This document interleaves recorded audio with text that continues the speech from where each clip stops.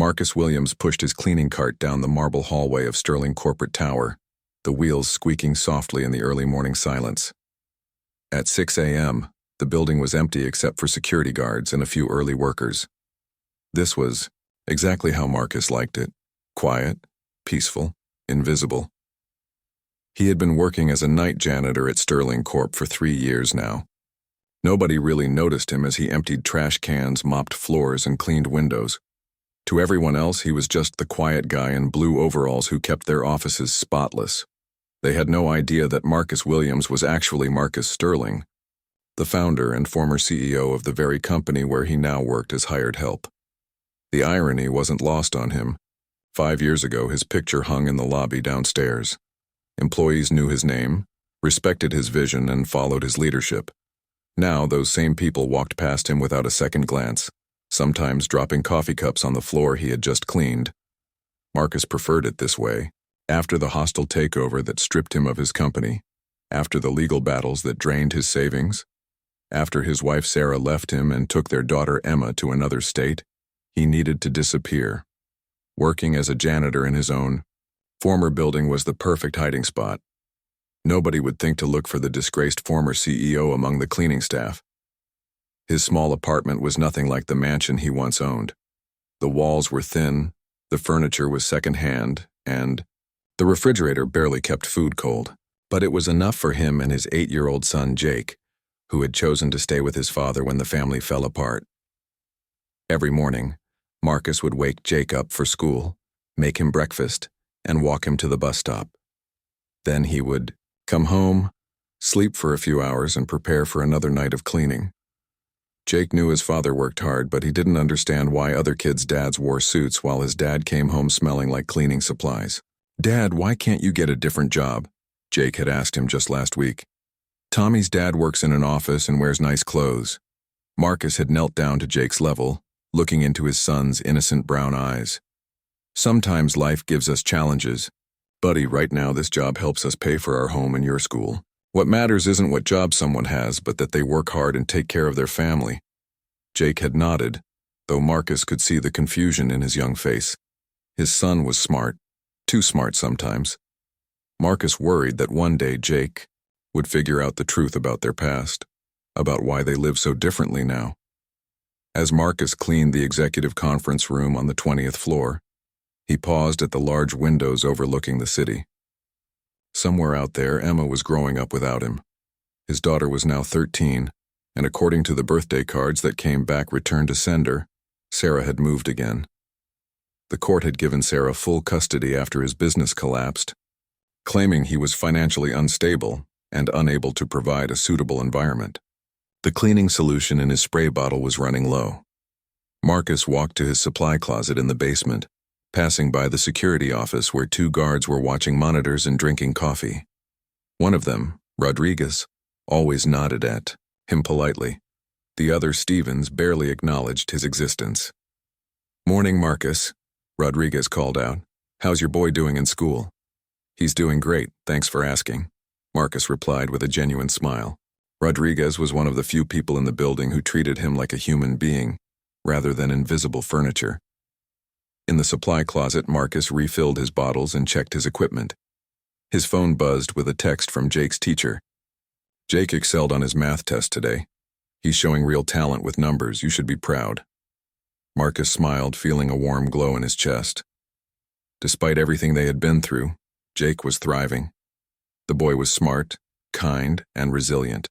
Everything Marcus hoped for in a son. Maybe their simple life wasn't so bad after all. As he returned to his cleaning duties, Marcus thought about the meeting that was scheduled for this morning in the conference room he had just finished cleaning. The new CEO, Richard Blackstone, would be presenting quarterly results to the board of directors. Blackstone was the man who had orchestrated the takeover of Marcus's company, promising investors that he could run it better than its founder. From what Marcus overheard in office gossip, Blackstone had been struggling. Profits were down, several. Major clients had left, and employee morale was at an all-time low. The company that Marcus had built from nothing was slowly crumbling under new management, but that wasn't his problem anymore. His only concerns now were keeping his job, taking care of Jake, and staying invisible. He had learned the hard way that success could disappear overnight, that people you trusted could betray you, and that starting over sometimes meant starting from the very bottom. Marcus finished cleaning the 20th floor and moved down to 19. In a few hours, the building would fill with hundreds of employees rushing to their desks, attending meetings, and making deals. They would step around, his wet floor signs, and barely notice the man who kept their workplace clean. And that was exactly how Marcus Williams wanted it to stay. The morning sun cast long shadows across the Sterling corporate tower as employees began arriving for another workday. Marcus had finished most of his cleaning duties and was preparing to leave when he noticed unusual activity in the parking garage. 3 black vans with tinted windows were parked in spots typically reserved for executives. Something felt wrong. In his 3 years working here, Marcus had developed an instinct for the building's rhythms. These vans didn't belong to any company vehicles he recognized, and their occupants remained inside, engines running.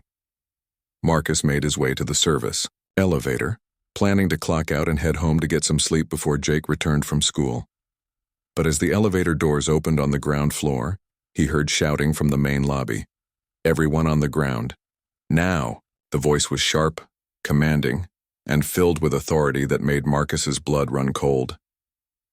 Through the small window in the service corridor, Marcus could see the lobby filling with people in black tactical gear.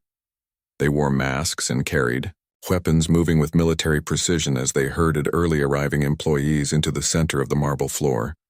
His heart raced as he realized what was happening. Sterling corporate tower was under siege. Marcus quickly pulled out his phone to call 911, but there was no signal. The attackers had clearly jammed all communications.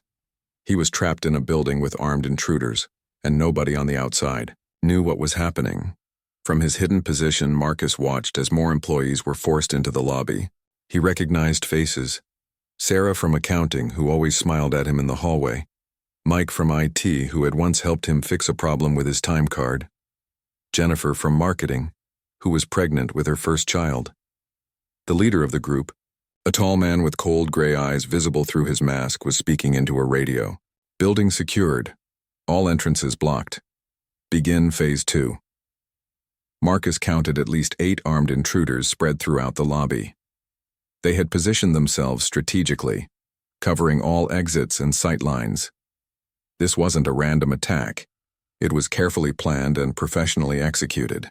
"Ladies and gentlemen," the leader announced to the crowd of frightened employees, "you are now guests of the Liberation Front. We are not here to hurt anyone, but we will if you force our hand. Follow instructions, stay calm, and everyone goes home safely." A woman in the crowd started crying. Marcus recognized her as Linda from Human Resources, a grandmother who always kept candy in her desk drawer for visiting children. One of the masked men roughly told her to be quiet. The leader continued his announcement. "We are here for one person, Richard Blackstone, your CEO. When he arrives, we will begin negotiations. Until then, everyone remains exactly where they are." Marcus felt his stomach drop. Blackstone always arrived at exactly 8:30 a.m. for his morning meetings. It was now 7:45, which meant the CEO would be walking into a trap in less than an hour. Whatever these people wanted with Blackstone, it wasn't going to end well for anyone. He carefully backed away from the window and tried to think. The service corridors he used for cleaning gave him access to almost every part of the building. He knew maintenance tunnels, emergency exits, and security systems that most employees didn't even know existed. After 3 years of invisible work, he had become an expert on the building's hidden spaces. But what could he do? He was just a janitor with a mop and a set of keys. These were professional criminals with weapons and a plan. Marcus thought about Jake, probably sitting in his second-grade classroom right now, learning about addition and subtraction. His son was expecting him home by 9 a.m., expecting breakfast, together before Marcus went to sleep. If something happened to Marcus, Jake would have nobody. No mother in the picture, no grandparents nearby, no safety net at all. The smart thing would be to find a hiding spot and wait for police to eventually figure out what was happening. Let trained professionals handle the situation. Keep his head down, stay invisible, just like he had been doing for 3 years. But as Marcus watched through the window, he saw Jennifer, The pregnant woman from marketing, looking pale and shaky. She was having trouble standing, and one of the gunmen was yelling at her to get up. Another employee, an older man Marcus recognized as Frank from maintenance, was trying to help her, and the gunmen were getting agitated. These weren't just random people caught in a dangerous situation. They were his co-workers, people he saw every day, people who had always treated him with basic human decency, even when they didn't know his real identity. Marcus made a decision that surprised him. He couldn't just hide and hope for the best, not when innocent people were in danger, not when he had knowledge and access that nobody else had.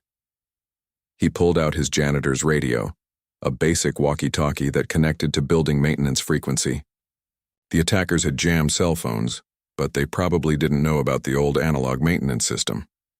Rodriguez, Stevens, this is Marcus in maintenance. Are you reading me? Static filled the air. Then Rodriguez's voice came through, tense, and whispered. Marcus, where are you? The building's been taken over. We're locked in the security office. I can see the lobby from the service area. How many guards are in the building right now? Just me and Stevens.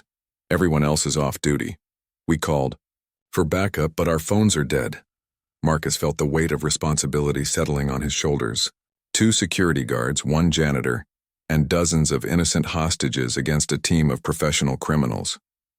The odds were impossible. But Marcus Williams had built a company from nothing once before. He had faced hostile takeovers, legal battles, and personal disasters. He had learned that sometimes impossible odds were just another word for opportunity. Rodriguez, I need you to listen carefully. I'm going to try to help. Marcus moved through the service corridors with the quiet confidence of someone who knew every inch of the building. His years of invisible work had given him something more valuable than he'd realized: complete knowledge of Sterling Corporate, Tower's hidden infrastructure. Rodriguez, I need to know exactly where you are and what you can see, Marcus whispered into his radio as he climbed a maintenance ladder to the 2nd floor. We're in the main security office on the ground floor, northeast corner. We can see most of the lobby through our monitors, but they've got someone stationed right outside our door. Stevens thinks there might be more gunmen on other floors. Marcus reached a ventilation grate that overlooked the lobby from above. Peering down, he could see the hostages more clearly now. About 30 employees sat on the cold marble floor, their hands visible, eyes wide with fear. The pregnant woman, Janitor, was still struggling, and Marcus could see she was having contractions. The leader of the attackers was pacing, checking his watch repeatedly. Blackstone should be here in 20 minutes, he told his team. Remember, we need him alive. Everyone else is expendable if they cause problems. Those words sent a chill through Marcus. These weren't ordinary criminals looking for money. They had a specific target and a specific plan. Blackstone had clearly made powerful enemies during his time as CEO. Marcus crawled through the ventilation system, remembering the building's layout from when he had designed it years ago. As the original architect of Sterling Corp's headquarters, he had insisted on redundant systems, multiple escape routes, and comprehensive security features. Ironically, Blackstone had never bothered to learn about these systems. Rodriguez, can you access the building's fire safety controls from your station? Yeah, but why would you want to trigger fire alarms? That might make them panic and hurt the hostages. Not the alarms. The emergency ventilation system. If I can create enough confusion, maybe we can get some of the hostages out safely. Marcus reached a junction in the ventilation shaft that connected to the building's central air system. He had installed a manual override here during construction, a backup system in case the main controls failed. It was exactly the kind of detail that only the building's original designer would know about. From this position, he could control airflow, lighting on certain floors, and even the emergency communication system. But using any of these would reveal that someone was actively working against the attackers. Once they knew he was there, his advantage of invisibility would be gone. His radio crackled softly. Marcus, we've got a problem. They just brought in more hostages from the parking garage. Looks like they grabbed some people who were arriving for work. And Rodriguez paused, his voice tense. Blackstone just pulled into the parking garage. They're going to grab him any minute. Marcus closed his eyes, thinking fast. Blackstone walking into the lobby would trigger whatever plan these people had. From their professional equipment and military-style coordination, this looked like more than just a kidnapping. They wanted to make a statement, probably involving violence and publicity. Rodriguez, in exactly 3 minutes, I'm going to cut power to the lobby lighting. When that happens, you and Stevens need to get those hostages moving toward the north stairwell. Can you do that without being seen? Maybe, but what about the gunmen? They'll shoot at anything that moves. Leave that to me. Marcus crawled toward the main electrical junction. Along the way, he passed a storage area where he kept his personal tools. Hidden behind cleaning supplies was something he'd never thought he'd need again. His old briefcase from his CEO days. He'd kept it as a reminder of what he'd lost, but now it might be useful for what it contained. Inside the briefcase were master keycards for every lock in the building, override codes for all security systems, and architectural blueprints showing every hidden passage and emergency route. Most importantly, it contained his old security badge, one that still had administrative access because Blackstone's people had never thought to deactivate the founder's credentials. Marcus clipped the security badge to his janitor's uniform. For the first time in 3 years, he wasn't just Marcus Williams, the invisible custodian. He was reclaiming his identity as Marcus Sterling, the man who knew this building better than anyone alive. Through his radio, he heard Rodriguez's urgent whisper. They've got Blackstone. He's in the lobby now, and he looks scared. The leader is starting to make demands. Marcus reached the electrical panel and began entering override codes from memory. The building's power grid was like a musical instrument to him. He knew exactly which switches would create the effects he needed. Listen carefully, the attacker's leader was announcing to the hostages below. Mr. Blackstone, your company has been stealing from workers, poisoning communities, and bribing officials for profit. Today, you answer for those crimes. Marcus realized this wasn't just about money or revenge. These people believed they were fighting for justice, which made them more dangerous than ordinary criminals. True believers were willing to die for their cause, which meant they were willing to kill for it too. He positioned himself at a ventilation grate directly above where 2 gunmen were stationed. From here he could drop down behind them when the lights went out. It was incredibly risky. If his timing was wrong, people would die. But looking down at the frightened faces of his co-workers, at Jennifer clutching her stomach in pain, at Frank trying to comfort the crying woman from HR, Marcus knew he couldn't just hide and hope someone else would save them. Rodriguez, get ready. 30 seconds. Marcus thought about Jake, probably taking a spelling test right now, trusting that his dad would be home soon with breakfast and a smile. If Marcus didn't survive the next few minutes, his son would lose the only parent he had left. But if Marcus did nothing, 30 innocent people might not survive either. He placed his hand on the power switch and began counting down. The lobby plunged into darkness as Marcus cut the main power. Emergency lighting flickered on, casting eerie red shadows across the marble floor. In that moment of confusion, Marcus dropped through the ceiling tile, landing silently behind 2 gunmen who were trying to adjust to the sudden darkness. Years of physical labor had kept Marcus in better shape than his previous desk job ever did. He moved with surprising speed, using his knowledge of the building's layout to navigate in near darkness while the attackers stumbled. What happened to the lights? The leader shouted. Check the electrical systems. Marcus had anticipated this. Using his master keycard, he quickly accessed a maintenance panel and rerouted power to create selective blackouts throughout the building. Lights flickered on and off in a pattern that looked random but was actually directing the hostages toward the safest exits. Rodriguez's voice came through the radio. Marcus, some of the hostages are moving, but the gunmen are getting suspicious. They know someone's helping from inside. From his position behind a support column, Marcus could see Blackstone in the dim emergency lighting. The CEO looked terrified, his expensive suit wrinkled, his usually perfect hair disheveled. The man who had destroyed Marcus's company was now experiencing his own moment of powerlessness. The leader grabbed Blackstone by the collar. Your building seems to have technical problems, Mr. Blackstone. Lucky for you, we came prepared. He nodded to one of his men, who produced a portable generator and floodlights. As the harsh artificial light filled the lobby, Marcus realized his advantage was disappearing. He needed to do something dramatic to keep the attackers off balance. Using his security badge, Marcus accessed the building's public address system, something he'd designed to reach every floor simultaneously. His voice echoed through the entire tower.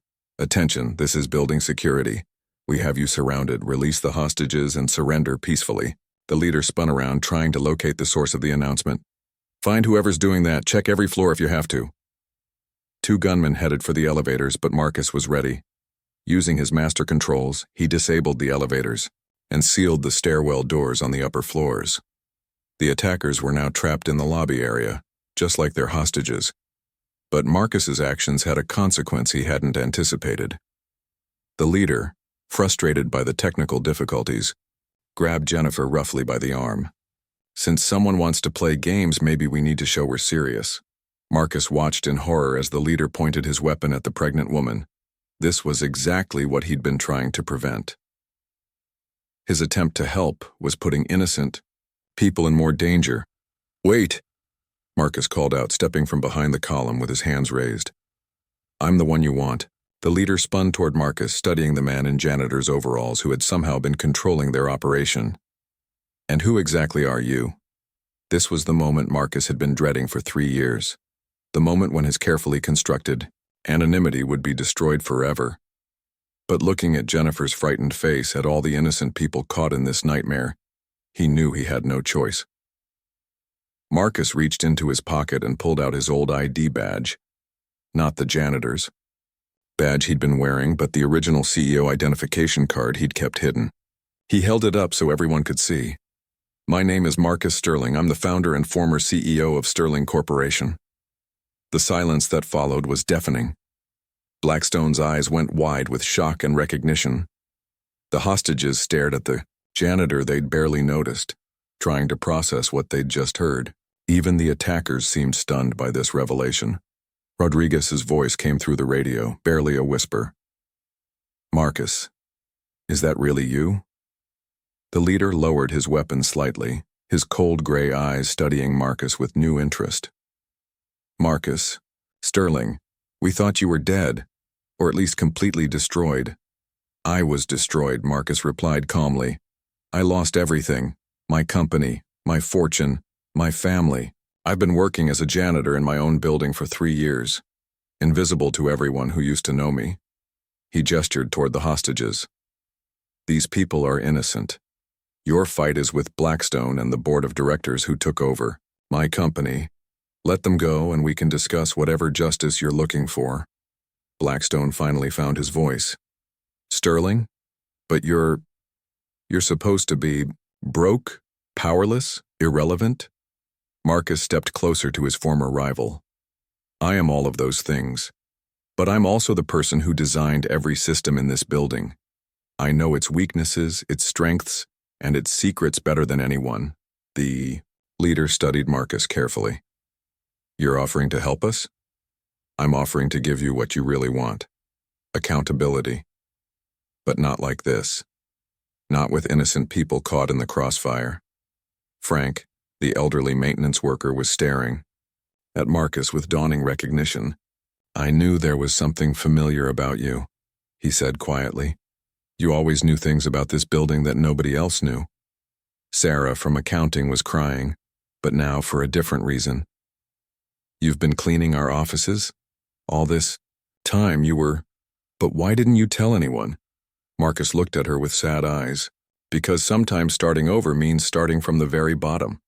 Because sometimes invisible is the safest place to be." The leader was growing impatient. "This is very touching, but we didn't come here for a reunion. Mr. Sterling, if you really are who you claim to be, then you know exactly why this company deserves to be punished." Marcus nodded slowly. "I do know. Blackstone and his board have done terrible things with the company I built. They've hurt communities, cheated workers, and corrupted everything I tried to create. But this," he gestured around the lobby, "this isn't justice. This is just more violence." "Then what do you suggest?" Marcus looked directly at Blackstone, his former enemy who now seemed small and frightened. I suggest we give the people what they really want, the truth. The leader considered Marcus's words while keeping his weapon trained on the crowd. Outside, sirens could be heard in the distance. Police and emergency responders had finally realized something was wrong at Sterling Corporate Tower. You have about 10 minutes before law enforcement breaches this building, Marcus told the leader. Whatever message you want to send, whatever justice you're seeking, it needs to happen now. Our message is simple, the leader replied. Sterling Corporation has poisoned 3 communities with illegal chemical dumps, stolen pension funds from over 2,000 workers, and bribed officials to cover it all up. Blackstone and his board belong in prison, not boardrooms. Marcus felt his heart sink. These weren't random accusations. They were specific crimes that sounded all too plausible. He looked at Blackstone, who was sweating profusely and avoiding eye contact. Richard, Marcus said quietly. Tell me they're lying. Blackstone's silence was answer enough. Marcus turned to address the hostages, his voice carrying the authority he'd once wielded as CEO. Everyone who can safely move, please head toward the north stairwell. Rodriguez will guide you to safety. Nobody moves, the leader shouted, but Marcus stepped between the gunmen and the hostages. You want justice? Real justice? Then let me show you how to get it. Marcus pulled out his phone, which was now getting a signal as emergency responders worked to restore communications. I'm calling the FBI, the EPA, and every major news outlet in the city. Right here, right now, we're going to expose everything Blackstone has done. The leader hesitated. This wasn't the violent confrontation he'd planned, but it might achieve the same goal more effectively. Marcus looked around the lobby at faces he'd come to know over 3 years of invisible work. These people had trusted him when he was just a janitor, treating him with basic human decency even when they thought he was nobody important. Now they were learning that their quiet custodian was actually the man who'd built their company. Sarah, he called to the woman from accounting. You've always been honest with everyone here. Will you help me document whatever Richard confesses to? Sarah nodded, pulling out her own phone to record. Marcus turned back to Blackstone. You have a choice. Richard, you can let these people hurt innocent hostages in your name, or you can finally tell the truth about what you've done with my company. Blackstone looked around the lobby, seeing the faces of employees he'd never bothered to learn by name. Seeing pregnant Jennifer, elderly Frank, crying Linda from HR. Seeing the weapons pointed at people who'd done nothing wrong except show up for work. I never meant for it to go this far, Blackstone said quietly. But it did go this far, Marcus replied. So now you need to make it right. The sirens were getting closer. Through the lobby windows, Marcus could see police vehicles surrounding the building. Soon, tactical teams would storm the entrances, and people might get hurt in the crossfire.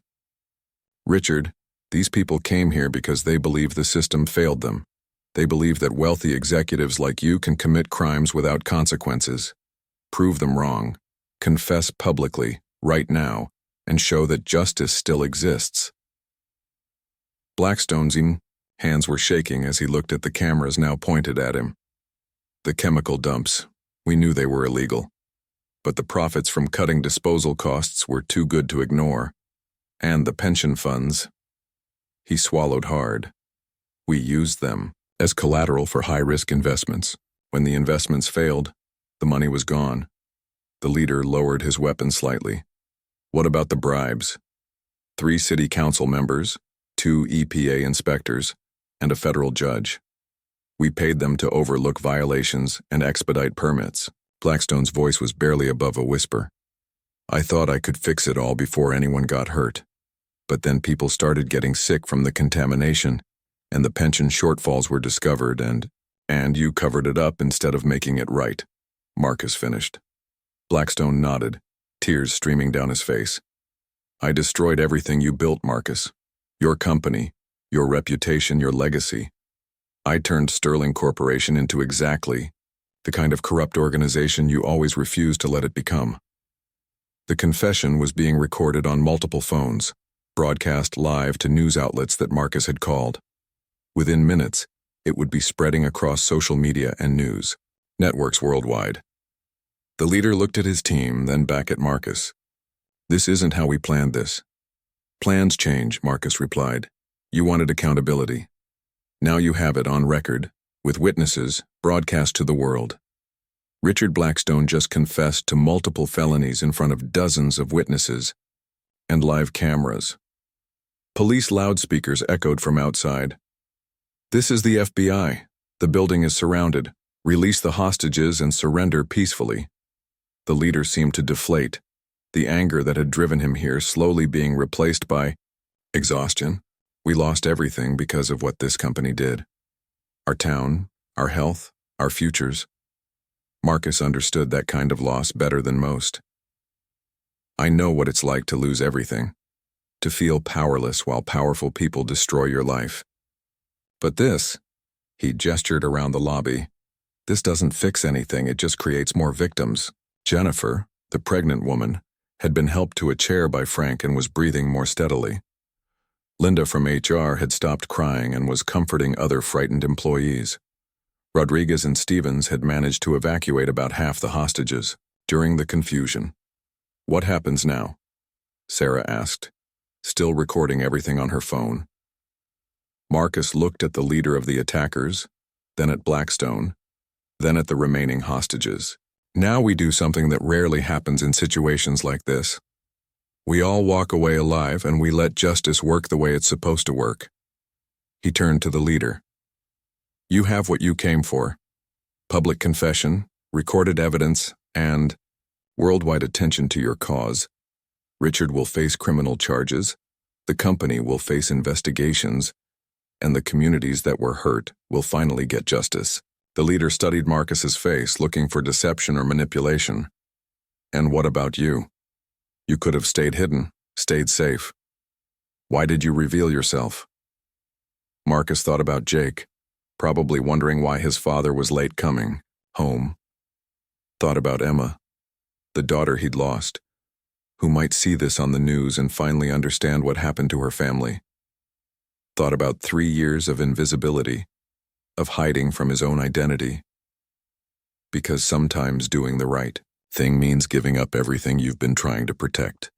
3 months later, Marcus sat in a federal courthouse watching Richard Blackstone receive a 25-year prison sentence for fraud, environmental crimes, and racketeering. The courtroom was packed with victims from the affected communities, former employees who'd lost their pensions, and reporters covering what had become known as the Sterling Tower incident. The leader of the attackers, whose real name was David Chen, received a suspended sentence and community service in exchange for his cooperation with federal investigators. His group, it turned out, represented families from a town where Sterling Corporation's illegal dumping had caused widespread cancer and birth defects.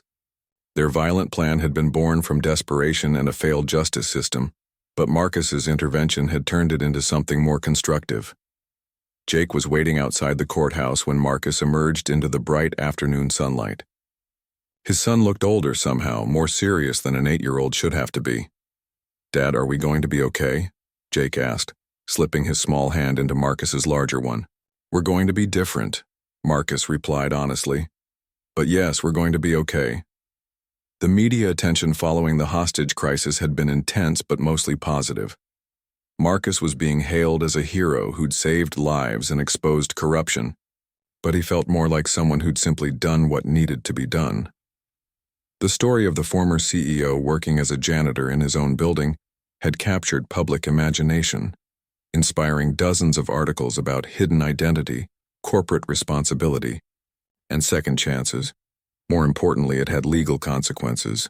With Blackstone's recorded confession and the evidence that investigators found, Sterling Corporation faced massive fines, criminal charges against multiple executives, and civil lawsuits that would likely bankrupt the company.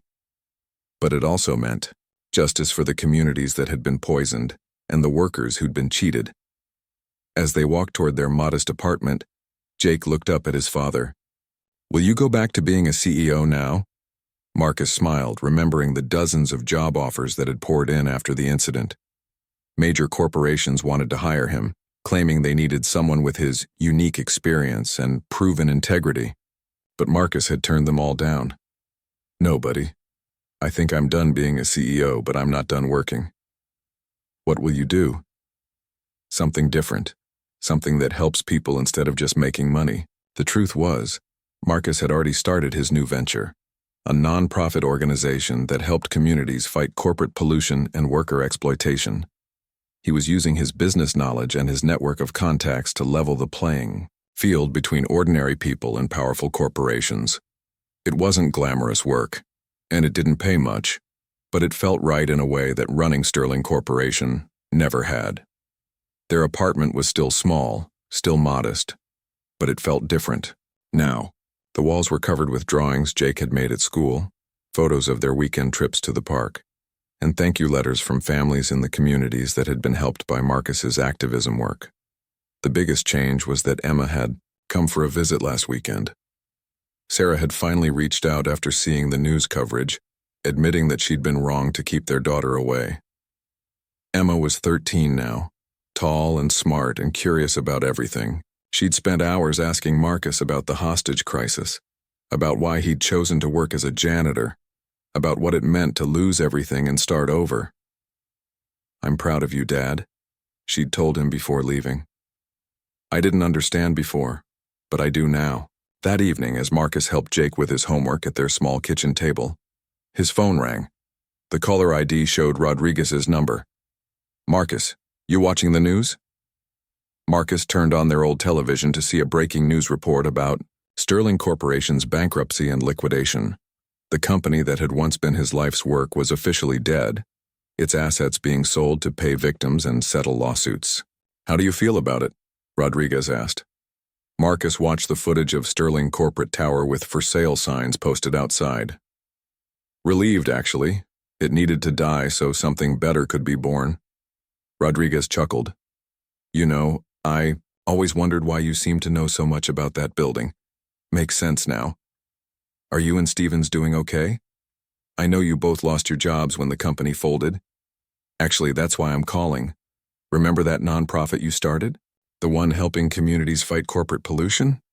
Well, Stevens and I were thinking, you might need some security consultants, people who know how to protect activists from the kind of threats they face." Marcus smiled. "You know, Rodriguez, I think that's exactly what we need." After hanging up, Marcus looked around their small apartment. Jake was bent over his math homework, tongue sticking out slightly in concentration. The television was showing clips from the hostage crisis, including footage of Marcus revealing his identity to save the pregnant woman and other hostages. "Dad," Jake said without looking up from his homework, "my teacher says you're famous now." "What? Do you think about that?" Jake considered this seriously. "I think you were always important. Other people just didn't know it yet." Marcus felt tears prick his eyes. His 8-year-old son had just summarized 3 years of struggle and identity crisis with the simple wisdom that children sometimes possess. Later that night, after Jake had gone to bed, Marcus sat at his computer responding to emails from communities across the country asking for help with their own corporate exploitation cases. Each message represented people who felt powerless against wealthy companies that seemed untouchable. He thought about the path that had brought him here, from successful CEO to broken ex-husband, from corporate executive to invisible janitor, from hidden identity to reluctant hero. Every loss had taught him something valuable about resilience, about what really mattered, about the difference between success and significance. A knock at the door interrupted his thoughts. Marcus opened it to find David Chen, the former leader of the attackers, holding a small potted plant. "I hope you don't mind me stopping by," David said awkwardly. "I wanted to thank you, not just for what you did that day, but for what you've been doing since. My community got their first settlement check last week because of your nonprofit's legal work." Marcus invited him in for coffee. They sat at the same kitchen table where Jake did homework, two men who had been enemies 3 months ago but had found common ground in seeking justice. "I keep thinking about what you said that day," David told him. "About plans changing. About how sometimes doing the right thing means giving up everything you're trying to protect. Do you regret what happened?" David shook his head. "No. If we hadn't done what we did, Blackstone would still be covering up his crimes. Sterling Corporation would still be poisoning communities. Sometimes it takes desperate people doing desperate things to force the truth into the light. But it also almost got innocent people killed. That's why what you did was so important. You found a way to get justice without creating more victims. David paused. I heard Emma visited last weekend. Marcus nodded. First time I'd seen her. In 3 years, she's grown up so much. Kids have a way of forgiving parents who they see fighting for what's right. After David left, Marcus checked on Jake, who was sleeping peacefully in his small bedroom. His son's drawings covered the walls, pictures of superheroes, family stick figures, and one that showed a man in janitor's overalls standing tall in front of a big building. Marcus realized that Jake had always seen him as a hero, even when he was just the dad who came home smelling like cleaning supplies. Even when they lived in a tiny apartment and ate simple meals. Even when other kids' fathers wore suits and drove expensive cars. His phone buzzed with a text from Emma. Dad, I've been thinking about what we talked about. I want to spend the summer with you and Jake. If that's okay. Marcus smiled, typing. Back. More than okay. We'd love to have you. As he prepared for bed, Marcus looked out the window at the city lights. Somewhere out there, Sterling Corporate Tower stood empty, a monument to corporate greed and the consequences of unchecked power. But also somewhere out there were communities getting clean water for the first time in years, workers receiving pension settlements they'd thought were lost forever, and families who finally had hope that justice was possible. Marcus Williams had lost everything once, his company, his fortune, his family, his identity. But in losing those things, he'd found something more valuable. The knowledge that true success wasn't measured in profits or stock prices, but in lives improved and wrongs made right. Tomorrow he would wake up early to make Jake breakfast before school. Then he would go to his small office downtown, where he and his growing team of reformed security guards, idealistic lawyers, and community activists would continue fighting for people who had no other champions. It wasn't the life he'd planned, but it was the life he'd chosen. And for the first time in years, Marcus Sterling, former CEO, former janitor, current hero, was exactly where he belonged.